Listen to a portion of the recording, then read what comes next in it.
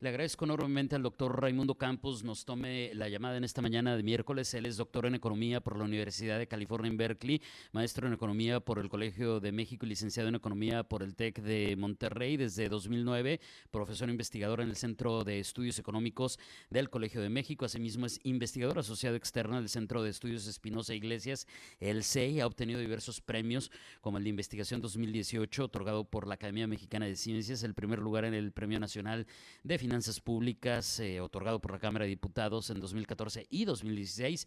También el primer lugar en el Premio de Investigación en Economía Víctor Urquidi en el 2012, entre otros. Doctor Campos, muy buenos días, qué gusto saludarlo.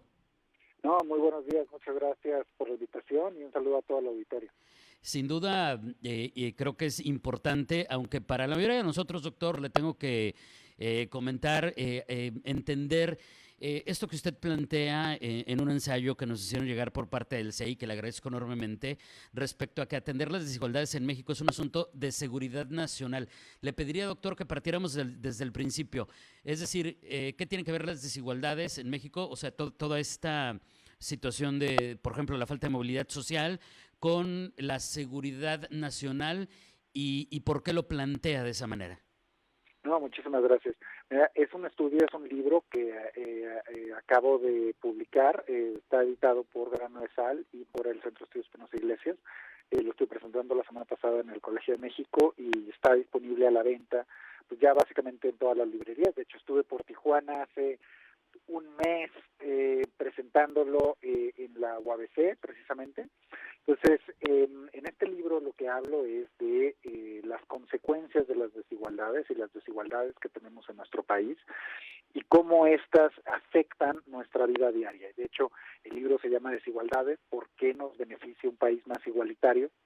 Y en el libro narro diferentes desigualdades, ¿no? De regionales, de género, de apariencia física, movilidad social. Y entonces, ¿por qué hablo de que desigualdades excesivas puede causar un problema de seguridad nacional? Pues bueno, las desigualdades regionales que tenemos en México son históricas, ¿no? Uno podría decir, no, pues sí, ya ahorita el sur es menos desarrollado económicamente que el norte del país, pero no sabemos desde cuándo. Y bueno, pues investigando lo que cuento en el libro, con una investigación propia, si vamos a los datos del primer censo de población desde 1895, ya hay una brecha entre el norte y el sur del país. Esa brecha no la hemos podido reducir. Y de hecho, cuando vamos a los datos del Producto Interno Bruto, que es el ingreso por habitante, en México vemos cómo el norte del país sigue creciendo a tasas aceptables, no grandísimas, pero aceptables, y el sur del país no ha crecido sustancialmente. Y entonces, la pregunta que planteo en el libro es, bueno, ¿cuánto más puede aguantar el país con estas desigualdades excesivas en términos regionales? Ya ahora las diferencias han crecido en los últimos 40 años, pero si sigue estas pautas de crecimiento entre el norte y el sur, quiere decir que las diferencias todavía se van a doblar o triplicar en 50 años o en 100 años.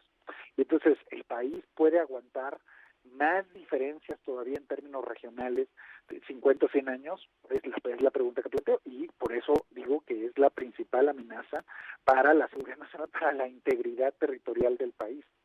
Entonces, ese es el argumento principal.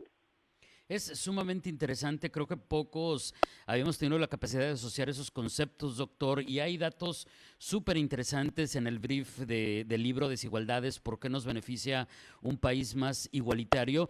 Y uno de los que a mí en particular más me impresiona, aunque evidentemente cada quien tendremos percepciones distintas, es el dato de la esperanza de vida en relación a nuestra capacidad económica, doctor. Sí, porque acabo de hablar de desigualdades regionales y pensamos en Baja California, Nuevo León y luego pensamos en Chiapas, Oaxaca, pero lo que también discuto en el libro es que incluso dentro de las mismas ciudades, por ejemplo, en la Ciudad de México, podemos encontrar colonias por ejemplo, donde la esperanza de vida es 20 años más que en otras colonias de la misma Ciudad de México. Entonces, las desigualdades, si bien las que conocemos es en términos regionales, también dentro de las ciudades hay desigualdades muy marcadas en términos de esperanza de vida y otras características, pero todo eso lo podríamos cambiar. Entonces es el argumento del libro. El argumento del libro es cómo las desigualdades que existen y cómo las podríamos disminuir. Y hay referencia respecto a por qué cambia la esperanza de vida de una persona económicamente vulnerable. O sea, es un asunto de acceso a la salud, de seguridad pública, doctor, ¿qué nos podría comentar de eso? Excelente. Las desigualdades que tenemos es un problema multidimensional y es lo mismo en términos de esperanza de vida, es un aspecto multidimensional. ¿Por qué una persona que vive en una colonia de altos ingresos tiene mayor esperanza de vida? Bueno, pues porque es a diversos factores. Una, porque muy posiblemente su familia, cuando era niño, también tenía altos ingresos, y eso también lo discuto en términos de movilidad social, como nuestra desigualdad es permanente.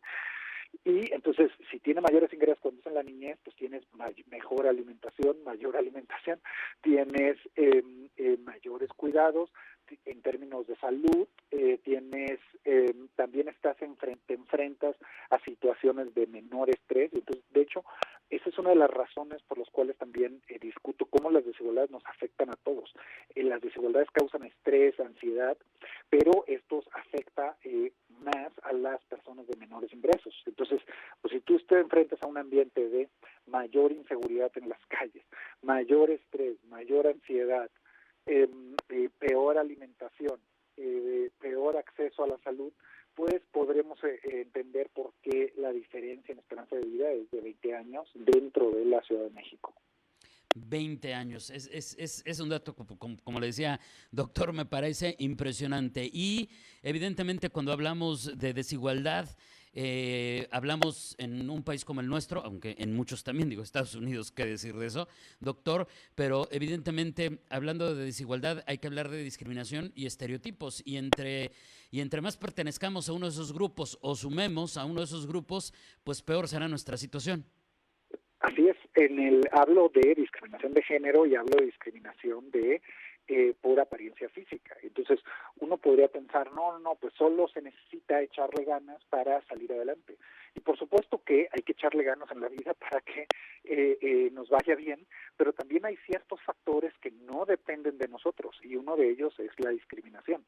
Entonces, por ejemplo, en estudios que he realizado, por ejemplo, envío CVs ficticios a empresas que están solicitando, que tienen vacantes laborales.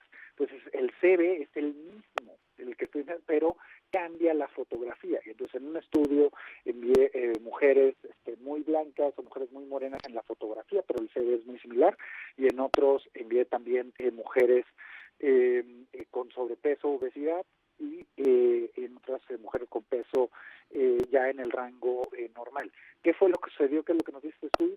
Las empresas le llaman mucho más a las mujeres blancas y a las mujeres sin sobrepeso que a las mujeres muy morenas o a las mujeres con sobrepeso u obesidad. Es decir, dado que el ser es el mismo, sabemos que esto se debe a discriminación, ¿no? Y entonces sí hay discriminación en el mercado laboral, y entonces tenemos que acabar con esta discriminación para que todas las personas, independientemente de su apariencia física, tengan las mismas oportunidades en el mercado laboral.